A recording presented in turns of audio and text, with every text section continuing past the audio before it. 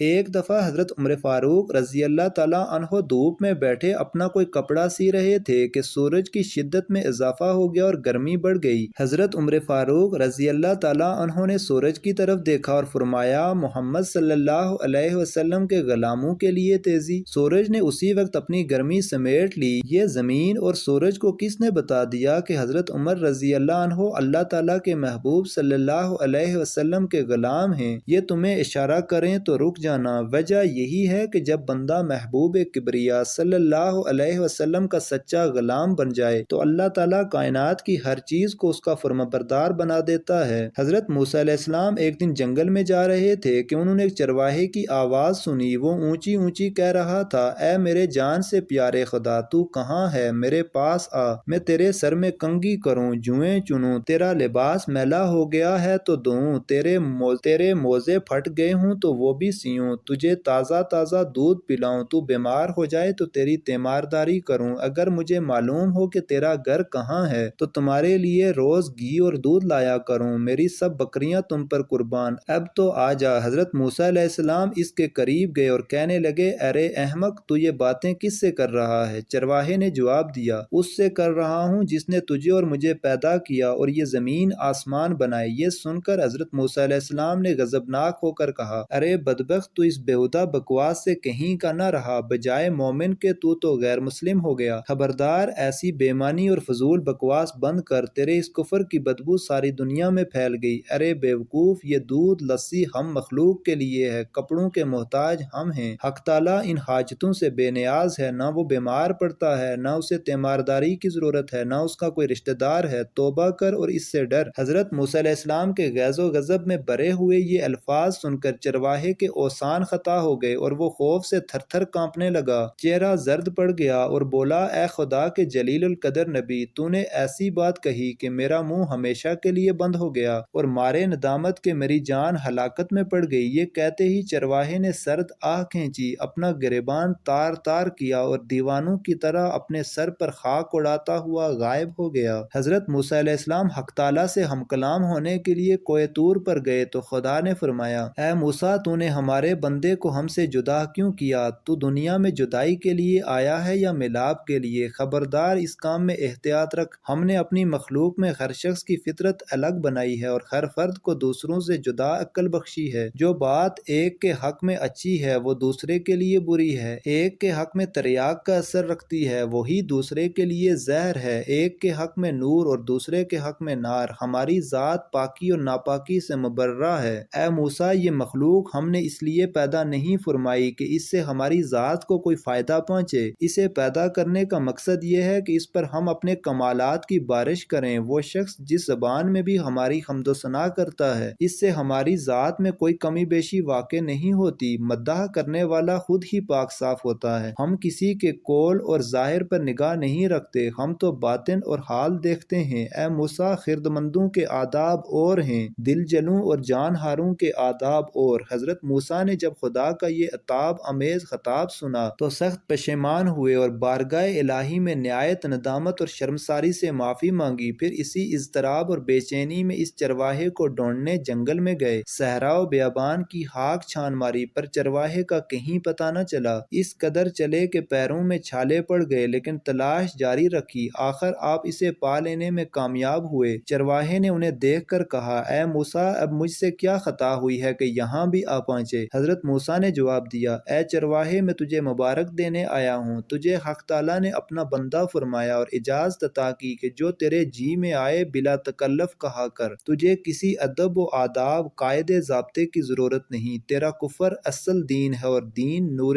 جاں، تجھے سب کچھ معاف ہے، بلکہ تیرے صدقے میں تمام دنیا کی حفاظت ہوتی ہے۔ چرواہے نے آنکھوں میں آنسو بھر کر کہا، اے پیغمبر خدا، اب میں ان باتوں کے قابل ہی کہاں رہا ہوں کہ کچھ کہوں، میرے دل کا خون ہو چکا ہے، اب میری منزل بہت آگے ہے، تو نے ایسی ضرب لگائی کہ ہزاروں لاکھوں سال کی راہ طے کر چکا ہوں، میرا حال بیان کے قابل نہیں، اور یہ جو کچھ میں کہہ رہا ہوں اسے بھی میرا احوال مت جان۔ مولانا رومی اس حکایت سے ماصل یہ نکالتے ہیں کہ اے شخص جو تو حق تعالیٰ کی حمد و ثنا بیان کرتا ہے، کیا سمجھتا ہے تو ابتدا سے انتہا تک ناقص اور تیرا حال و قال بھی ناقص، یہ محض اس پروردگار رحمان اور رحیم کا کرم ہے کہ وہ تیرے ناقص اور گندے تحفے کو قبول فرماتا ہے۔